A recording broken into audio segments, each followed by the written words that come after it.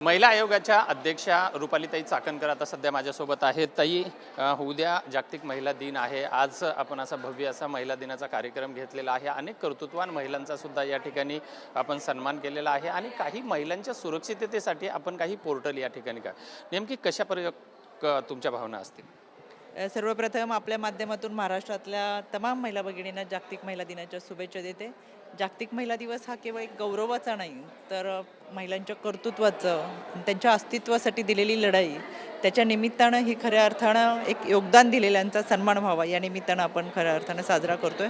राज्य महिला आयोगाच्या गेली 4 वर्ष मी पदभार पाहते.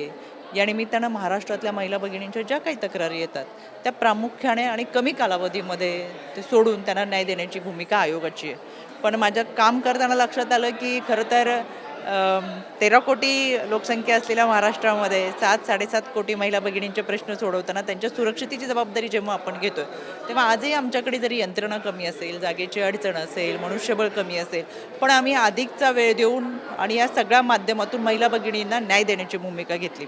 मग हेल्पलाईन सुरू करणारं महाराष्ट्र हे देशातलं पहिलं राज्य आहे. 155-200 हा टोल फ्री क्रमांक आम्ही सुरू केला. त्यानंतर जन सुनावणी, की प्रत्येक जिल्ह्यात जाऊन त्यांचं ऐकून घेणं आणि विधी सेवा प्राधिकरणाच्या माध्यमातून लवकर केस निकालात काढणं. आज आम्ही जे या ठिकाणी पोर्टल सुरू केले ते महिला आयोग सन्मान पोर्टल सुरू केले. कारण की बऱ्याच वेळा महिलांना असं वाटतं की आपण तक्रार केली, पण पत्र जर पाठवलं तर ते पोचलंय का, मेल जर पाठवलाय तो बरोबर गेलाय का, किंवा आपल्याला काय त्याच्या संदर्भातली माहिती असेल तर ती कशी मिळेल. आणि म्हणून आज आम्ही महिला आयोग सन्मान पोर्टल सुरू केलं, जे या पोर्टलमध्ये महाराष्ट्राच्या कानाकोपऱ्यातल्या वाड्या वस्त्यातल्या पाड्यावरच्या महिला भगिनी तक्रार नोंदवणार. आणि हे पोर्टल आहे महाराष्ट्रातल्या सगळ्या पोलीस स्टेशनशी जोडलेलं आहे. त्याच्यामुळे त्या महिला भगिनीला तर तिची तक्रार पोलीस स्टेशनला आहे का, भरोसा सेलला आहे, विधी सेवा प्राधिकरण कुठे गेली तक्रार, तर तिला तो मेसेज जाणार आणि खऱ्या अर्थानं हा सन्मान तिचा आज होतोय. अनेक वेळा आता जे आपण पोर्टल तयार केलेलं आहे त्या पोर्टलची नेमकी प्रोसेस कशी असेल, आणि कारण अनेक वेळा ग्रामीण भागातल्या ज्या महिला आहेत मोबाईल, अँड्रॉइड मोबाईल सगळेजण यूज करतात, मात्र ती पोर्टलवर तक्रार नोंदल्याच्या नंतर त्या तक्रारीची नेमकी पुढची प्रक्रिया कशी असेल, किंवा त्या महिलेला किती दिवसामध्ये किंवा किती वेळेमध्ये त्या तक्रारीची रिप्लाय येत असेल. याच्यामध्ये पोर्टलमध्ये जेव्हा तुम्ही तक्रार देऊ शकतो, एखादी वडील मुलीसाठी तक्रार देऊ शकतात, भाऊ बहिणीसाठी तक्रार देऊ शकतो, आणि कुटुंबातल्या व्यक्तीसाठी जेव्हा तक्रार दिली जाणार तेव्हा त्या तक्रारीवर सविस्तर तक्रार नोंदवली जाणार, त्याची स्क्रुटिनी होणार. कारण की आमच्याकडे बऱ्याच वेळा जागेच्या संदर्भातल्या सुद्धा तक्रारी देतात, किंवा मालकी हक्क मिळत नाही आहे, जागेमध्ये सातबाऱ्यामध्ये नाव नोंदणी होत नाही आहे, तर याची स्क्रुटिनी केल्यानंतर जी तक्रार आहे ती संबंधित विभागाकडे लगेच जाणार आणि एकाच वेळेस ती पोलीस स्टेशनशी संबंधित असणार त्या पोलीस स्टेशनकडेही जाणार.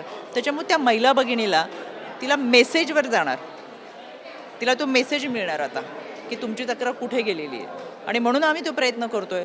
खरं तर कोणतीही व्यक्ती 100% परिपूर्ण नसते.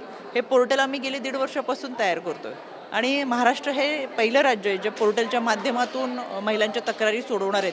आता जेव्हा ते ॲक्टिव्ह होतं आहे तर त्या ॲक्टिव्हच्या माध्यमातून अजून काही त्याच्यामध्ये दुरुस्ती असते तर ती दुरुस्ती आम्ही करणार, पण लवकरात लवकर त्यांना न्याय देण्याची भूमिका या पोर्टलच्या माध्यमातून दिली जाणार आहे. आणि यामध्ये विधी सेवा प्राधिकरण, पोलीस स्टेशन, आयोग हे जोडलं असल्यामुळे आता एक समन्वय लवकर साधला जाणार.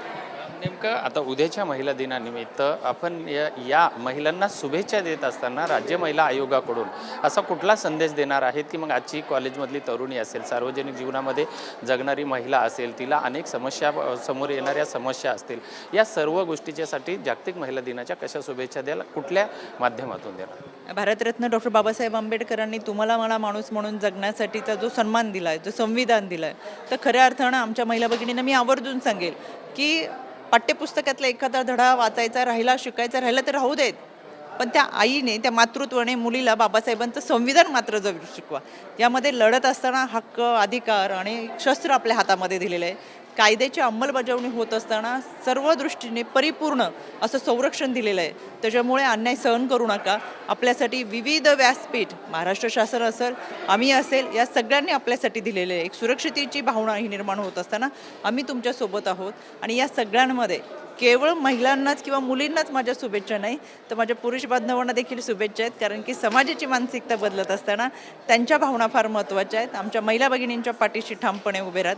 आमच्या महिलांना जर सन्मान दिला तर खऱ्या अर्थानं केवळ 1 दिवसाचा नाही तर 365 दिवसांचा आमचा महिला दिन साजरा होईल.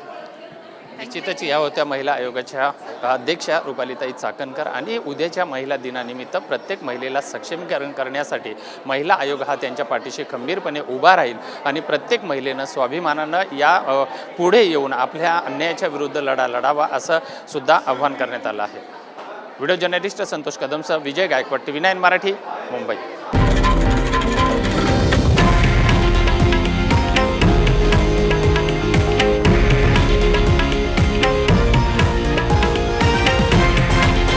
हे आहे देशातील नंबर 1 न्यूज नेटवर्क आणि आपण पाहत आहात TV9 मराठी, एकमेव.